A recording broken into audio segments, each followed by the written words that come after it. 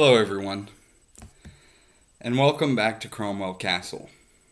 I'm Charles Cromwell, and first things first, I want to apologize for it taking so long to get a new video out. But as we get into this, you might understand why. We're going to be switching gears a little bit. Since we got through the creation and evolution of life on Poke Earth, we're taking a break from the Pokemon mythology. And I decided that a good place to go would be the Legend of Zelda universe. For those of you that have ever looked into the timeline or the mythology of the Legend of Zelda universe, you might already understand why it has taken so long. And I'm not dogging on Legend of Zelda at all. I love the series.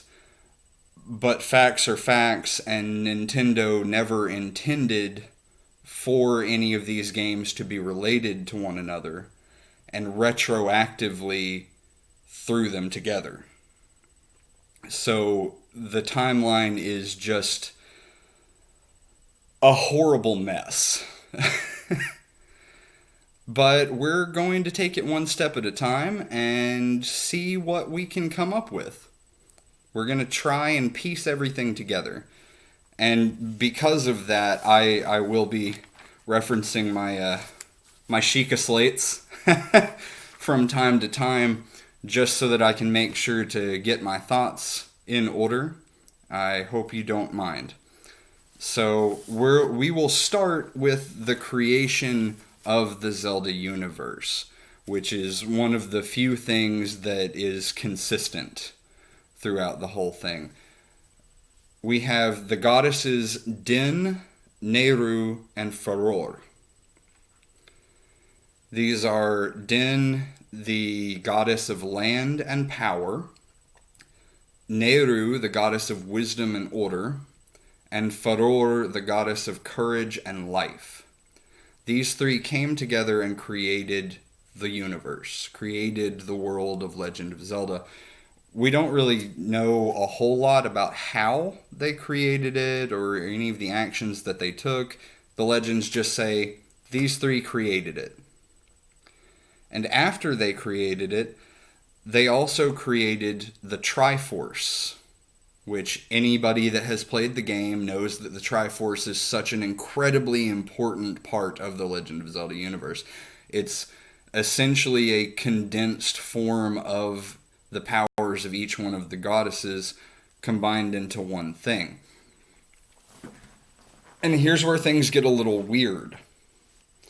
Anybody that's played or looked into it knows that there is a fourth goddess, the goddess Hylia, for which Hyrule is named, and the one that is worshipped throughout pretty much all of Hyrule.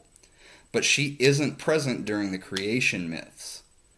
So that means that the goddesses, the original three, created Hylia. And we do have information on that. They made her specifically to stay on Earth when they left and protect the Triforce. But if they needed somebody to protect the Triforce, why would they even make it in the first place? Because they knew that people would need it. Most of the games, you have to collect the three pieces of the Triforce in order to defeat whatever great evil has come into being at that point in time.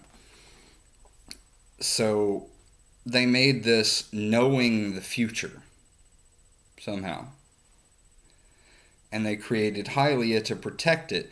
Hylia, in her wisdom, also knew that this thing was too powerful to be in the hands of one person. So she broke it into three pieces and hid them away. And then she walked the earth. Not as a reincarnation of a human, as an actual goddess. The goddess Hylia walked among the people of Hyrule, although it wasn't Hyrule yet. It was just Earth so far. And then we have the story of Skyward Sword that occurs during the time that Hylia was walking around in her actual form, and during the time when she has given up her immortality. So we have 1,000 years before the actual gameplay of Skyward Sword.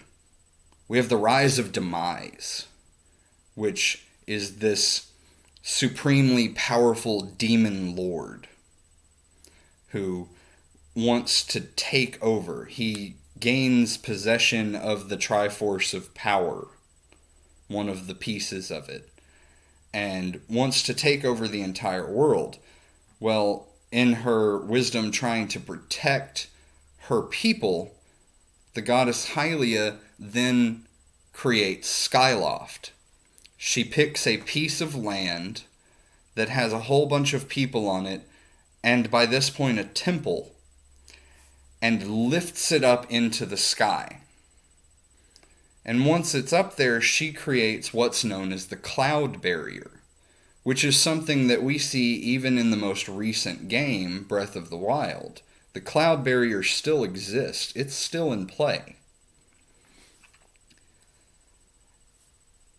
And after Skyloft is safe, she goes to fight Demise. But she's only able to trap him. And doing so injures her so greatly that she's lost most of her power. So her only choice then is to give up her immortality. She becomes human and technically, I guess, dies so that she can be reincarnated.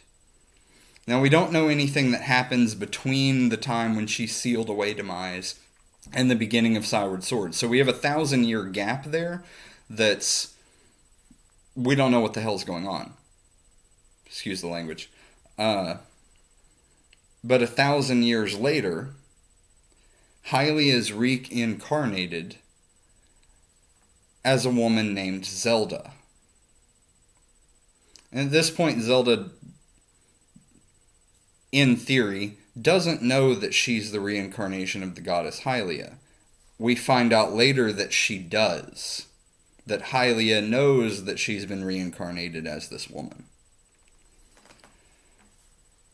Zelda, Hylia's reincarnation, grows up with a young boy named Link on Skyloft, and once they reach a certain age, they're then thrust into this battle for the lives of all of the people in this world, because Demise is breaking free. That seal only lasted for that 1,000-year time span there.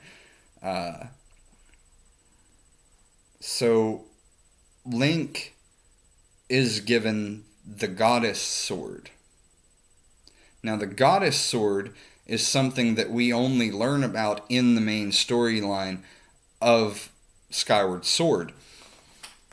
But we find out that Hylia, before she gave up her immortality, forged a sword imbued with her power. And she hid it away on Skyloft before she lifted it. The goddess sword is only mentioned in this game, though. And here's why. Once Link is given the goddess sword, he visits 3 different temples that contain sacred fires that were produced, in theory, by 3 different dragons. And these dragons seem to represent the 3 original creation goddesses. He uses the goddess sword in these temples, and he tempers that blade, imbuing it with the power of not only Hylia, who created it, but with the powers of Din, Nehru, and Pharaoh, essentially creating a sword version of the Triforce. And this becomes the Master Sword. And from here on out, that's what it's referred to, the Master Sword, or the sword that seals the darkness, or anything, any kind of variation like that. No longer referred to as the Goddess Sword. After he obtains the Master Sword, he then goes on a journey to collect the pieces of the Triforce. And that's a little confusing for me. Why does he need the Triforce when he already has a sword that is imbued with all three goddesses' power and the power of the goddess Hylia? Is it not powerful enough on its own? And either way, he gathers the pieces of the Triforce, but he uses the sword to fight Demise. And then the Triforce is used to make a wish. And then we get into something really interesting, something that may or may not come into play in the future. When he uses the sword to defeat Demise, Demise ends up sealed within the Master Sword. So that means that the Master Sword is not only imbued with the powers of 4 different goddesses, 3 of which created the universe, but also the power of a demon lord. This is the strongest weapon in all of creation. And yet it's still complicated to defeat anything in these games. But before he's sealed in the sword, Demise also curses Link and Zelda. He curses, quote, "the blood of the goddess and the spirit of the hero." Demise knew that Hylia would keep being reincarnated over and over again, and he also knew that Link would keep getting reincarnated over and over again. So he wanted them to always have to face some horrible, horrible challenge like himself. And he succeeded. In every game since Skyward Sword, there's been this terrible evil that Link and Zelda have to team up and defeat. And after this, the sword is placed into a pedestal in the sealed temple in the past. That's right. We get time travel this early on in the story. A lot of Skyward Sword's gameplay actually involves time travel. And in order to make sure that Link gets the sword and is able to do all of this, he has to go back into the past, put the sword in a pedestal, and then return to the present. And once this is all said and done, Skyloft, this amazing floating city in the sky that's been there for at least 1,000 years, is lowered back down to the ground and takes its final place. The temple is renamed, the land and the people start spreading out onto the land, and then the land is named Hyrule in honor of the goddess, and its people become known as Hylians, with their pointy ears and all.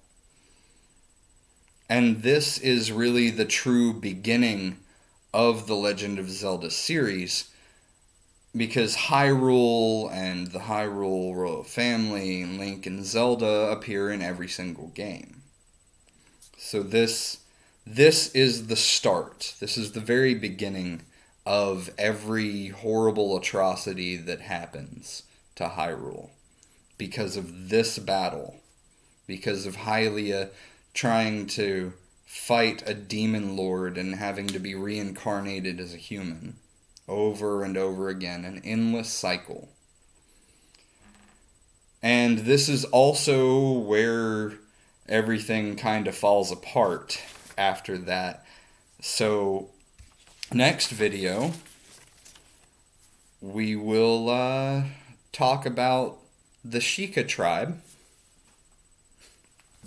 and where they fit into all of this. Because any of you who have played Breath of the Wild know that the stories in there say that the Sheikah played a really big role way back when. So, thank you for watching. Please like and subscribe.